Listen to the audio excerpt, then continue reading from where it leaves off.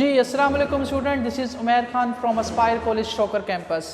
और आज हम डिस्कस करने जा रहे हैं आरसी सीरीज सर्किट। इससे पहले हमने डिस्कस किए थे एसी थ्रू रजिस्टर। अगर हम एसी के साथ एक रजिस्टर को कनेक्ट करें तो हमने देखा था कि इसके अंदर वोल्टेज और करंट दोनों इन फेज थे। उसके बाद हमने जब एसी के साथ कैपेसिटर को कनेक्ट किया तो हमने देखा कि इस केस के अंदर करंट लीड कर रहा था और जो वोल्टेज था वो लैग कर रहा था।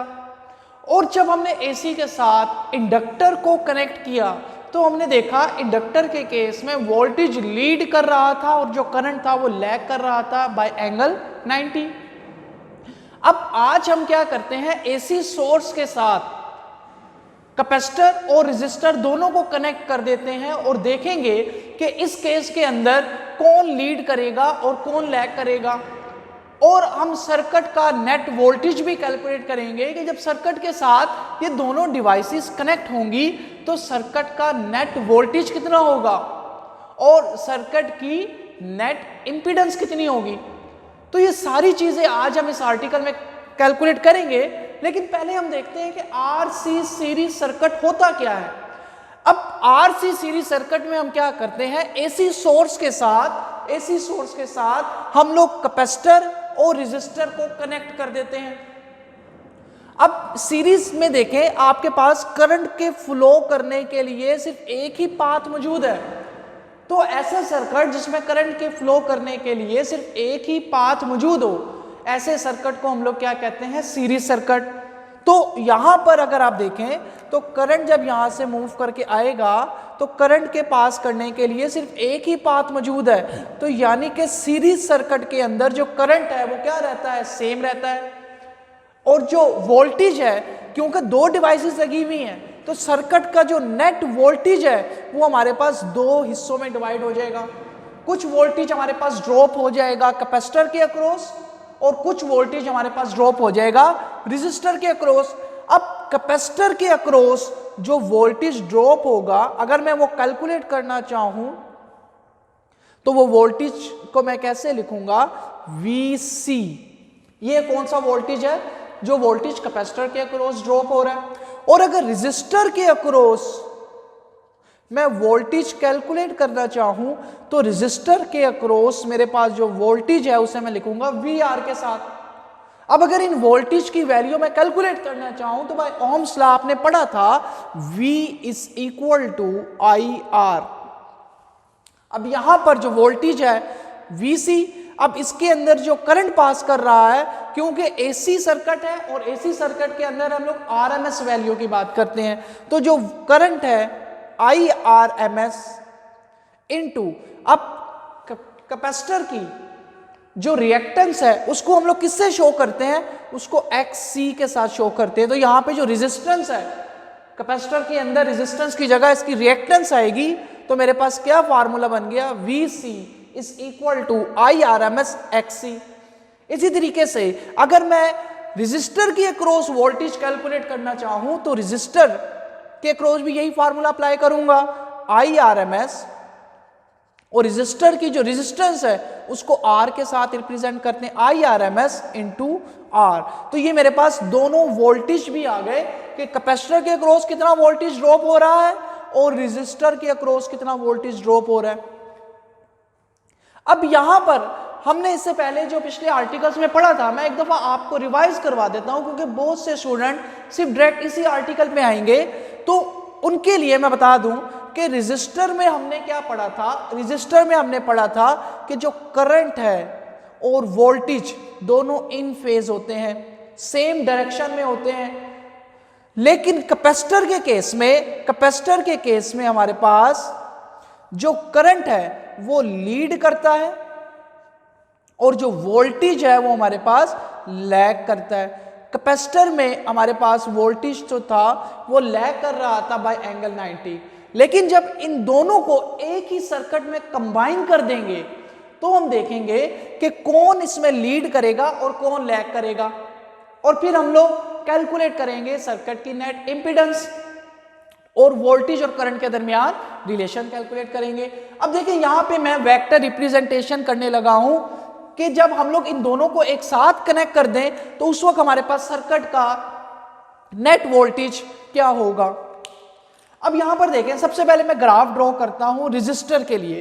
जरा गौर से देखिएगा स्टूडेंट्स, यहां पर मैंने रेजिस्टर के लिए ग्राफ ड्रॉ कर दिया पहले।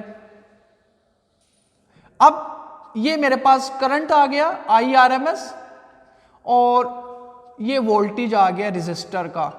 क्योंकि रेजिस्टर के केस में करंट और वोल्टेज दोनों इन फेज थे, सेम डायरेक्शन में थे, तो देखिए मैंने सेम डायरेक्शन में इसको ड्रॉ कर दिया। और कैपेसिटर के केस में जो करंट है वो मेरे पास लीड कर रहा है और जो वोल्टेज है वो लैग कर रहा है। अब क्योंकि इन दोनों को एक ही सर्किट में बना रहे हैं तो इन दोनों की डायग्राम को भी कंबाइन कर देते हैं। अब जब मैं वोल्टेज कैपेसिटर के लिए ये डायग्राम ड्रॉ करूंगा, देखिए करंट तो मेरे पास सेम है, तो करंट तो इसी लाइन के ऊपर रहेगा क्योंकि करंट सेम पास करता है सीरीज में। लेकिन जो वोल्टेज है कैपेसिटर का वो करंट से क्या करता है, लैग करता है बाय द एंगल 90। तो मैं जो कैपेसिटर का वोल्टेज है उसको मैं ऐसे डाउनवर्ड बना देता हूं।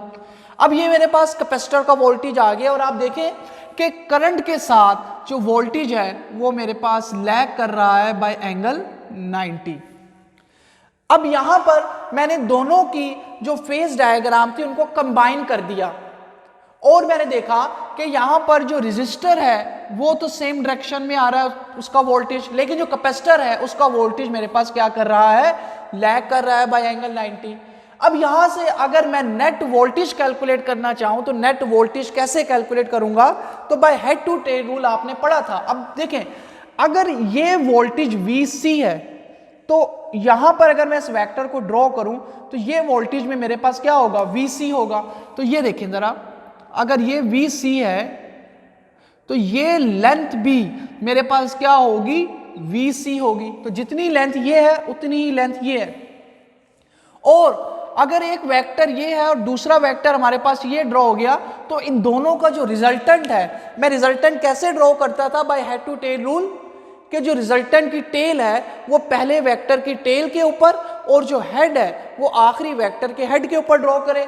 तो ये देखें स्टूडेंट्स, हमारे पास जो टेल है वो पहले वेक्टर की टेल के ऊपर और जो हेड है वो आखिरी वेक्टर के हेड के ऊपर मैंने ड्रॉ कर दिया और ये इनका रिजल्टेंट आ गया VRMS के साथ जिसे रिप्रेजेंट कर रहा हूं। और यही रिजल्टेंट वोल्टेज मुझे कैलकुलेट भी करना था। अब यहां पर अगर आप एंगल देखें इस रिजल्टेंट वोल्टेज और करंट के दरमियान, तो मेरे पास कितना एंगल आ रहा है, थीटा आ रहा है।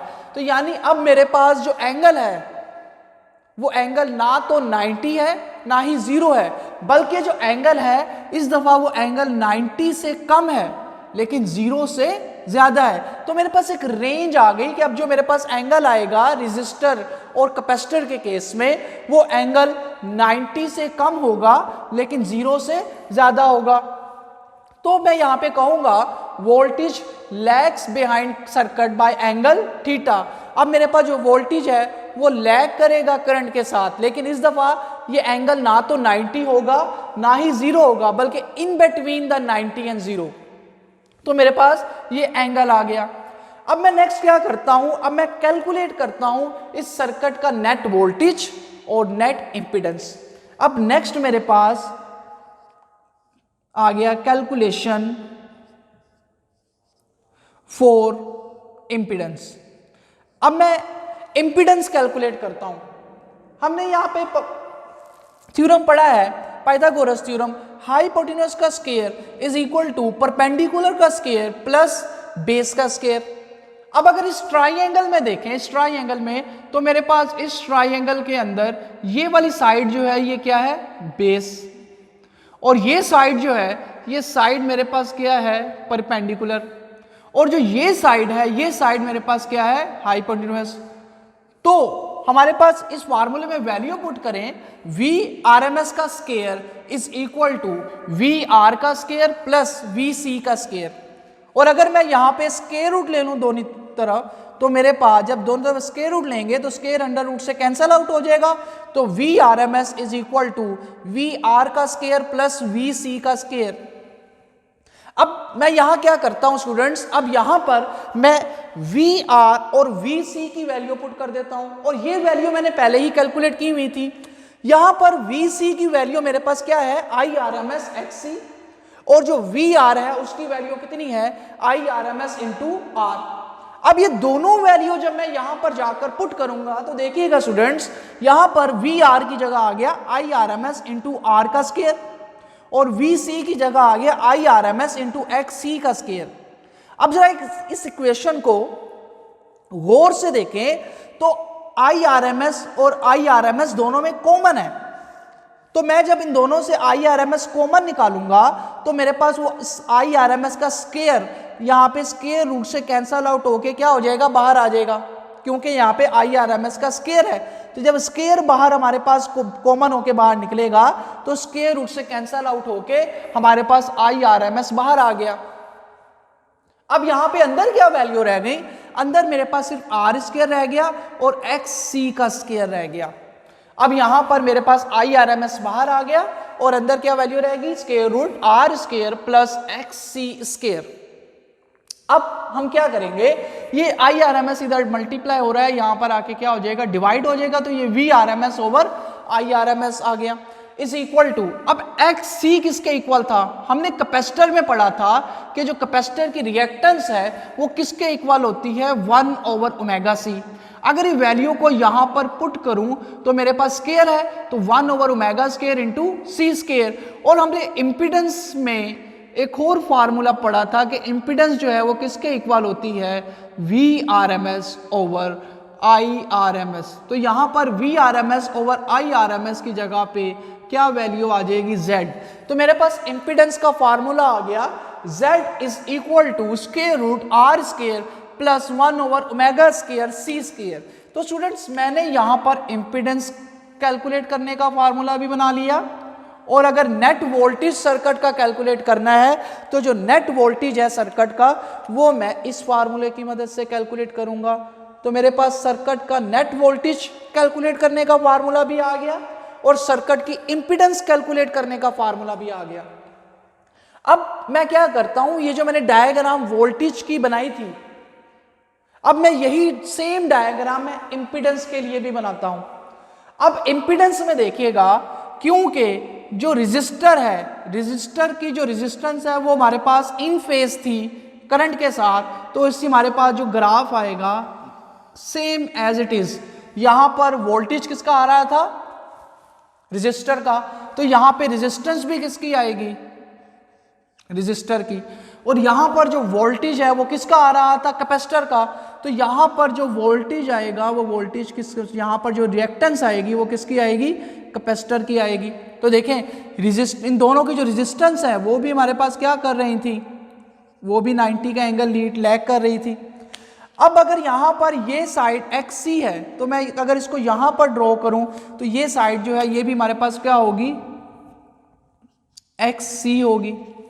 और इनका अगर मैं रिजल्टेंट कैलकुलेट करूं तो मेरे पास जो रिजल्टेंट है इन दोनों का वो रिजल्टेंट मेरे पास क्या कहलाएगा, इंपिडेंस।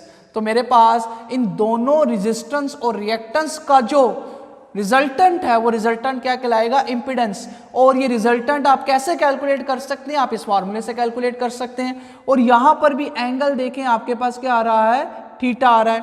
अब अगर मैं ये एंगल फेज को कैलकुलेट करना चाहूं तो मैं इस एंगल को कैसे कैलकुलेट करूंगा, हमने फार्मूला पढ़ा था theta is equal to tan inverse A Y over A X. अब अगर इस फार्मूले में वैल्यू पुट करें तो हमारे पास ए वाई की जगह पर क्या है, एक्स सी, और ए एक्स की जगह पे क्या है, आर। तो यहां पर फार्मूला क्या बन गया, theta is equal to tan inverse X C over R. और एक्स सी की वैल्यू कितनी थी, 1 ओवर ओमेगा सी। अगर यहां पे वैल्यू पुट करूं तो मेरे पास 1 over omega C into R. ये मेरे पास अगर ये एंगल कैलकुलेट करना है तो मैं इस फार्मूले की मदद से एंगल कैलकुलेट कर सकता हूं। अब एंगल को हम लोग वोल्टेज की मदद से भी कैलकुलेट कर सकते हैं। अब देखिएगा, अब मैं यही चीज जो मैंने रेजिस्टेंस की मदद से एंगल कैलकुलेट किया है, अब मैं इसी चीज को वोल्टेज की मदद से कैलकुलेट करता हूं। तो स्टूडेंट्स देखिएगा, theta is equal to tan inverse.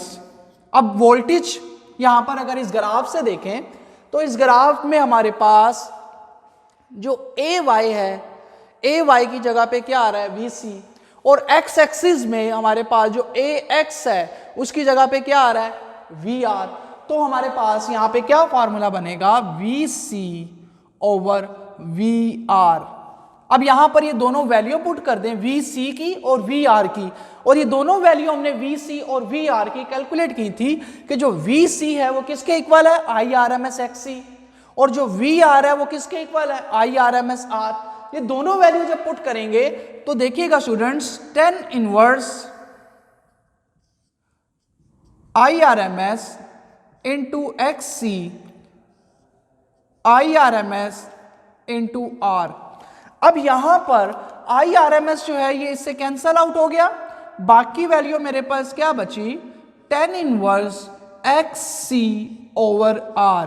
और यहां पर अगर मैं इस एक्स सी की वैल्यू पुट करूं तो एक्स सी की value 1 over omega C 1 over omega C और आर एज इट इज। तो देखें हमने वोल्टेज के जरिए जब एंगल कैलकुलेट किया तो वहां पे भी सेम यही आंसर आया, और जब हमने रेजिस्टर के जरिए एंगल कैलकुलेट किया तो इसका मतलब आप किसी भी तरीके से इस एंगल को कैलकुलेट कर सकते हैं। अब आज के स्टूडेंट्स आज का जो लेक्चर है यहां पे हमने क्या चीजें डिस्कस की, मैं एक दफा आपको ओवरव्यू दे देता हूं। हमने सबसे पहले देखा कि जो रेजिस्टर और कैपेसिटर को कंबाइन करेंगे तो यहां पे जो एंगल है वो इन बिटवीन होगा 90 और 0 के। और दूसरी चीज हमने इसके बाद सर्किट का नेट वोल्टेज कैलकुलेट किया, जब रेजिस्टर और कैपेसिटर को कंबाइन करेंगे तो सर्किट का नेट वोल्टेज कितना होगा, हम इस फार्मूले की मदद से सर्किट का नेट वोल्टेज कैलकुलेट कर सकते हैं। उसके बाद हमने सर्किट की इंपीडेंस कैलकुलेट की, और सर्किट की इंपीडेंस के लिए हमने फार्मूला बनाया कि हम लोग इस फार्मूले की मदद से सर्किट की इंपीडेंस कैलकुलेट कर सकते हैं, और इंपीडेंस ग्राफ हमने ड्रॉ किया, और लास्ट में हमने वो एंगल कैलकुलेट किया कि हमारे पास कितना एंगल हमारे पास वोल्टेज लैग करेगा करंट से। तो ये जो हम एंगल कैलकुलेट कर रहे हैं तो ये एंगल हमें बताएगा कि वोल्टेज जो है वो इतना एंगल लैग कर रहा है करंट से। तो एंगल को हमने कैलकुलेट करने का फार्मूला ड्राइव किया, फिर इसी फार्मूले को हमने वोल्टेज के जरिए भी कैलकुलेट किया, और हमने देखा दोनों फार्मूले जो है हमारे पास क्या है सेम है। तो हम इसका मतलब आप किस दोनों में से कोई भी मेथड के जरिए ये फेज कैलकुलेट कर सकते हैं। तो स्टूडेंट ये था हमारा आज का आर्टिकल, इजाजत दीजिएगा, अल्लाह हाफिज।